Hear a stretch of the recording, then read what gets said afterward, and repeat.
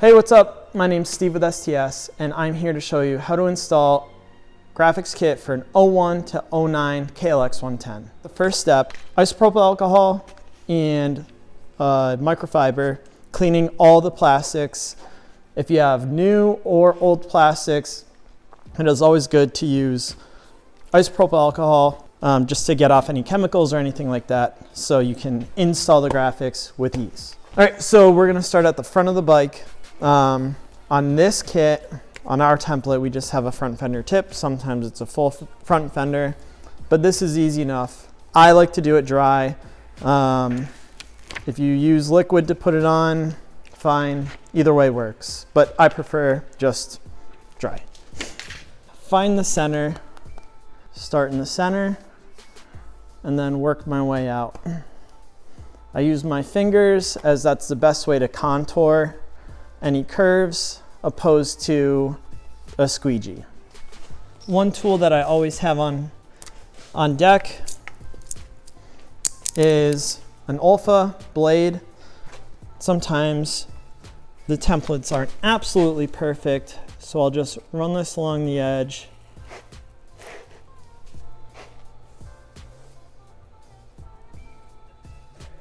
So what we do with the front number plate is we line up the hole first, and then we make sure the top is aligned with the top of the number plate, and then everything else should fall in from there.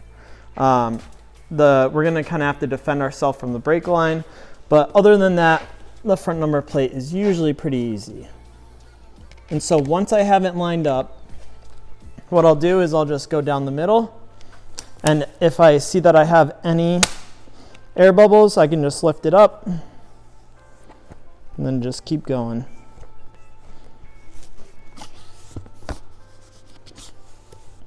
And the vinyl likes to work out. So and by what I mean by out is side to side. So that any of these little waves, any of these little bunches in vinyl, they can work their way out instead of getting scrunched in. Okay, same thing with the shrouds as we did on the front fender and front number plate. Took the whole backing off. We have 3 holes to line up here. So we're gonna work from the top and kind of just place the graphics on top of the plastics without putting too much pressure on. This way we can kind of adjust it if we are a little off. So we're gonna go over to the bike. And what we're gonna do is I'm going to line up the far hole. And I'm just gonna lightly place it, tracing the top line there. Then everything else should kind of fall into place. We're a little high on this bottom one. So what I'll do is, so see, my hands aren't on the graphics anymore. It is on the plastics, but it is just lightly tacked on there. If I just go and I just take a little off, there's no adhesive left, and we can still apply it without compromising the tack. So what I'll do this time around is I'll just make it a little bit lower so that we can compensate for this bottom hole. All right, so the top one's lined up. I'm a little bit lower. You can see how the bottom hole lines up perfect now. And then this one is perfect. So what I'll do is I will make one swift pressure down the side so it's tacked, and I will just work my way up. And then up here, you can kind of see how it gets a little bit wavy. We'll use a little bit of heat on here just to help, to make sure that it doesn't lift up any in the future. So I use a torch. You don't have to use a torch. You can use a hair dryer. This just gets the most heat to the graphics, but also you could potentially burn it, or with these matte graphics, you could burnish it so that it does kind of gloss up too. So you don't want that. So we'll just give it a little bit of heat, not too much. And then these guys will just kind of dissipate here, going from side to side. Give it a little bit more heat. And if you see there's an air bubble, I like to just catch it early and the top is good. So I just work my way down.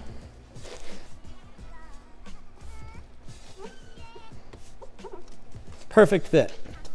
So we have this little section right here.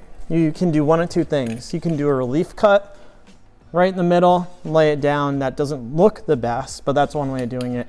Or you can use a torch. So I heat it up just a little bit, and then I use my thumb, and I just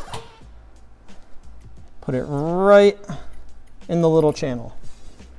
All right, so now we get on to the longest part of the graphics kit, which is the side panel. Same on each side, same deal. We just take off all the backing and we lightly tack to start. So we'll go right to the plastics.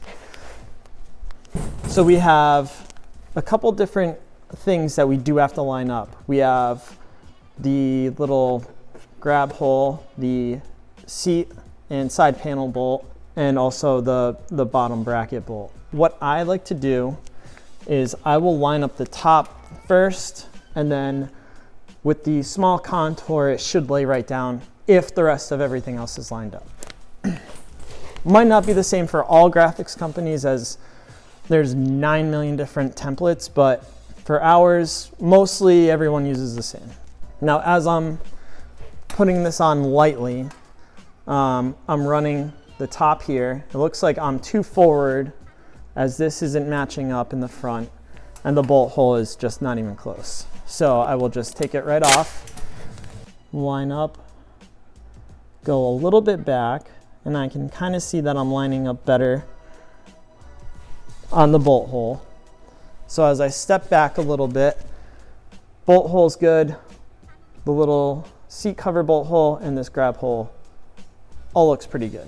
So I'll go in, and the radius of the side panel goes down about right in the middle. So I'll make sure that I'll kind of start right here across. This way I can kind of divide the number plate into two. So I can work my way up first, or I can work my way down first. Using my hand, I'll go back and forth. It's not a race. Some people brag about how fast they can do a set. And I think over the years of me doing graphics more and more and more, I think I've learned that taking your time is definitely an advantage. So the top is down. Now I will work my way down to the bolt hole. So you can kind of see it's getting a little wavy. So what I'll do is I'll give it a little bit of heat. So I'll use my finger to kind of keep it off the plastics. Use a little bit of heat, making sure I'm not focusing the heat on one specific spot, but just kind of over the whole entire general piece of the graphic, laying it down. All right. So I've probably put on thousands of graphics kits over the years, and usually there are some spots where I definitely have to trim. And it may not necessarily be the templates off or anything along those lines, but just something looking into the future with these graphics that you don't want dirt getting behind it and having it fail over time, especially when you're washing it with a pressure washer trying to get all the dirt off. So we're just going to cut this little piece out right here just to prevent any failures in the future.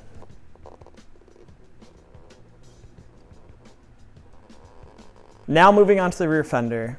This is it right here. I really do think for the rear fender, no matter how you do it, you're going to have to take all the backing off. What I do is I fold it like a taco, and I start right in the middle. I find where the middle is, and then using my fingers again, get it to about as far as I can without really applying it down with some resistance, just because the graphics are so thick and rigid that you do get a lot of resistance when it comes to a lot of radiuses, especially on the rear fender here. So I'll get it as far as I can, and then I'll introduce some heat, and it'll just make it a little bit easier to apply down. Now we aren't stretching it, we're just giving it a little bit, we're just making it a little bit easier to apply. The heat just softens it just enough so that it can just fall right into the crease. like I said, whether it's a hair dryer or a heat gun or a torch, really just try not to focus the heat on one specific area, but really just making sure that the whole entire vinyl gets the same amount of heat.